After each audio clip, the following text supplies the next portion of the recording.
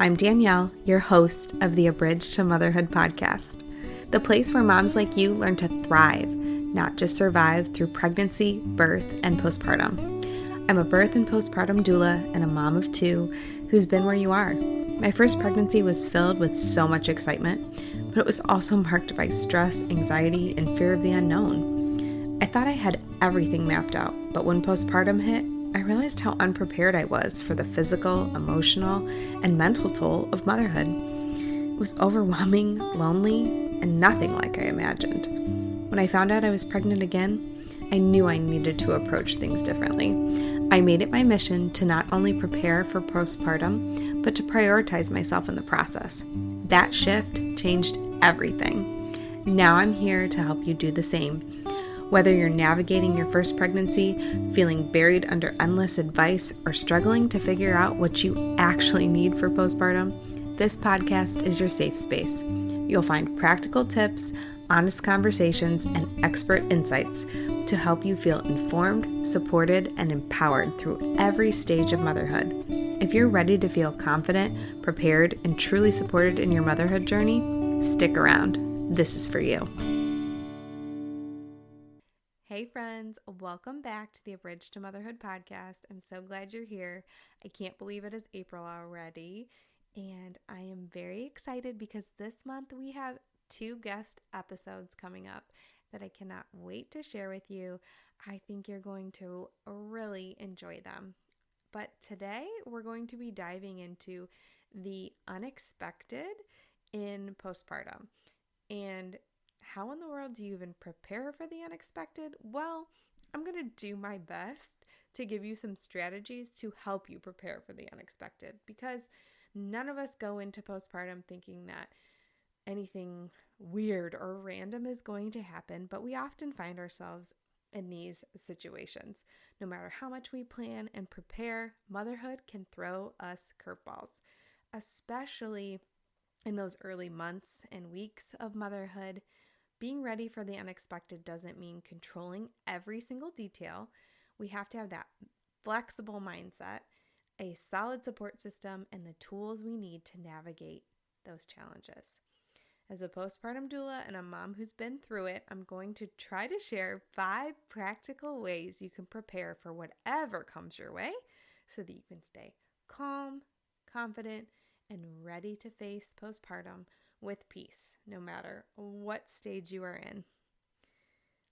Let's just tell it like it is. Postpartum truly is unpredictable.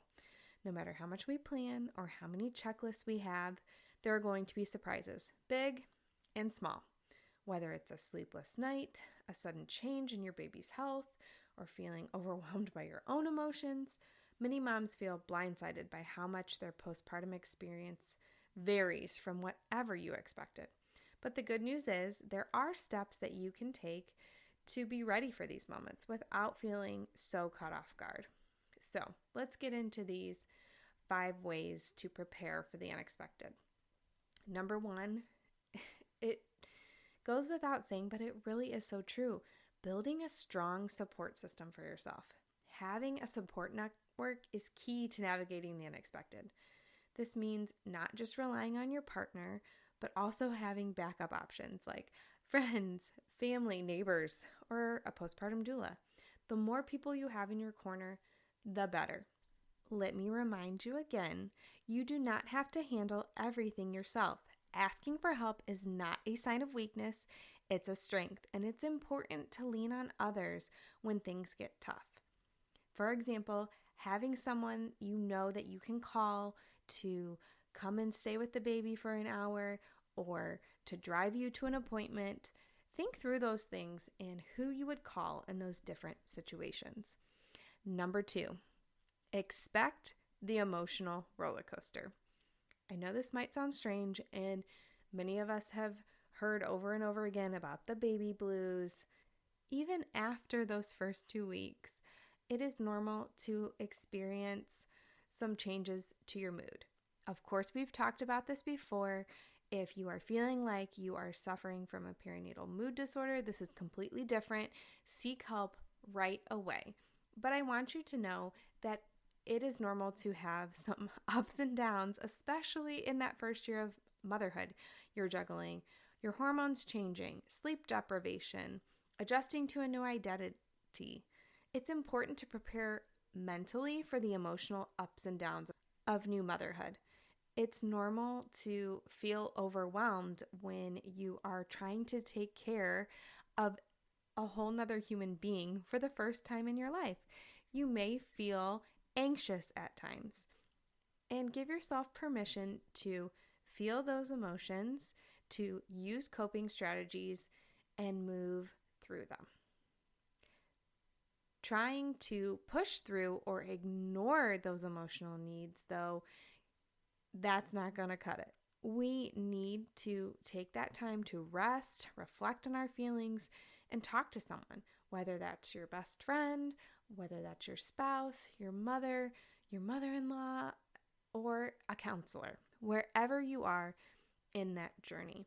But remember, you are going to experience a lot of changes in this first year of motherhood, and it's okay to experience a wide range of emotions. Two things can be true at the same time. Number 3, prepare for physical healing too. Many new moms focus so much on preparing for how to take care of the baby and the baby's needs, but postpartum is just as much about your own recovery. Understand that your physical healing after birth can take time. So often we are inundated with all of these messages from social media about bounce back culture and women immediately looking like themselves 2 weeks after birth. But it's not just bounce back culture in the physical sense, but also the mental and emotional sense too. Understand that physical healing after birth, it is different for everyone. For some women, they feel great very quickly. For others, a traumatic birth can cause that healing process to take a lot longer. Some women experience more troubles with breastfeeding.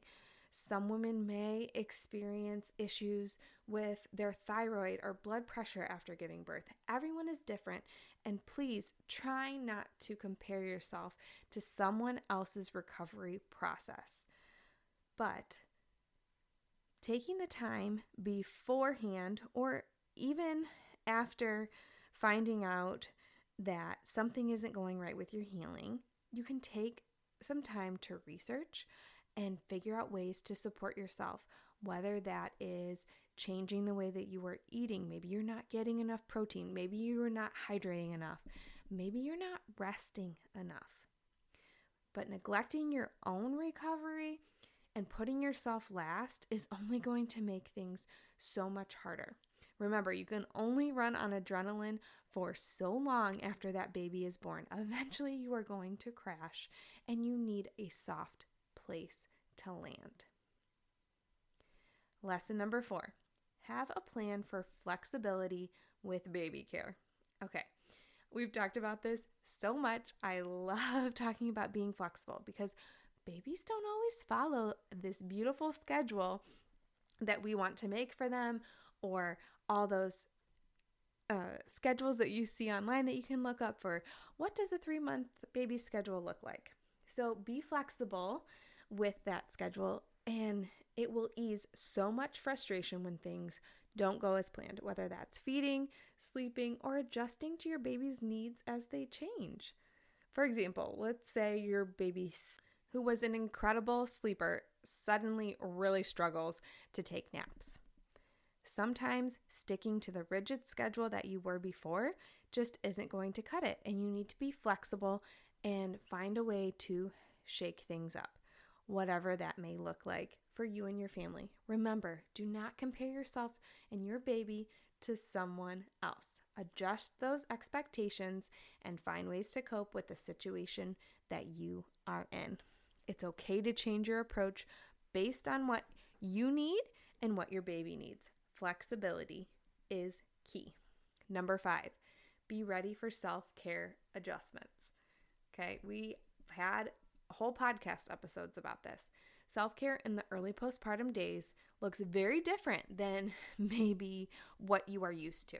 Sometimes the idea of a long bath or a spa day just isn't realistic. Prepare to get creative with that self-care and make adjustments based on your reality. Sneak in those small moments of self-care. We've talked about stepping outside to take a few deep breaths while baby naps. Maybe you enjoy a warm cup of tea, or you can take a short walk when your partner is home. But expecting your self-care to look perfect or normal or what it was before baby just, again, is going to cause you so much frustration. There's no one right way to care for yourself in postpartum. So find what works for you and make it fit into your new life.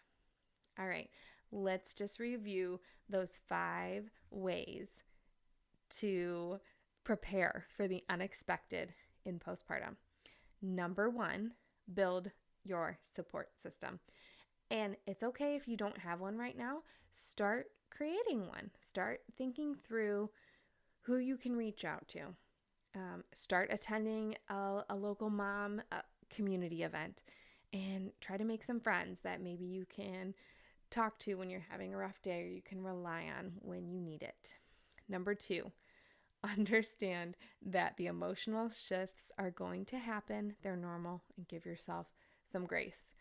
If things are getting out of hand and you feel like it's turning into something that is really affecting your daily life, then please do not hesitate. Reach out to your OB or midwife or your primary care doctor and get referrals for counseling. Ask local mom friends and communities for a counselor that specializes in perinatal mental health. Number 3, prepare for your own physical recovery. Whether that is just simply having those postpartum care items ready, like pads and comfortable clothing or any other healing aids you might need, make sure you have a plan for getting rest and nourishment, especially in those first few. It's so easy to neglect your own physical recovery because you're still focused on taking care of the baby, but remember, you are so important to take care of too. Number 4, remember to be flexible with your baby care plan. Prepare to adjust as your baby's needs change, set realistic expectations, and don't be afraid to try new things to see what works. And number 5, embrace creative self-care. Find ways to sneak in self-care throughout the day, whether it's 5 minutes of breath work, a warm drink, or journaling, whatever that looks like for you. Create those small moments of rest.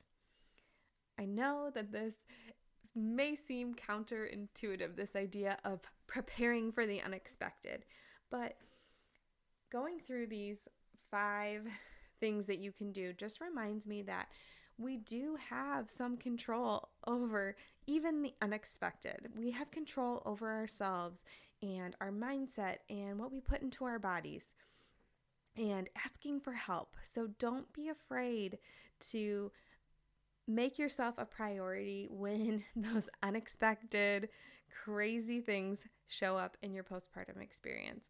Whether it's something small, like you weren't expecting a sleep regression, or it's something big, like a medical emergency.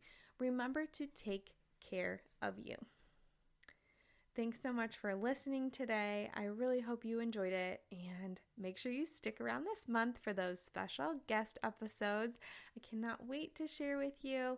And if you found today's episode helpful, I really recommend you download my free guide, The New Mom Reset: Simple Steps to Feeling Like Yourself Again. This guide is there to help you navigate those surprises of postpartum while still taking care of you and your needs. It is so easy to get wrapped up in the throes of postpartum and forget about yourself and taking care of even those most basic needs. So I really hope that you'll find the guide helpful to bring you some more confidence and peace. You can find the link in the show notes or visit abridgetomotherhood.com/newmom. Thanks again for listening, and I will see you next week.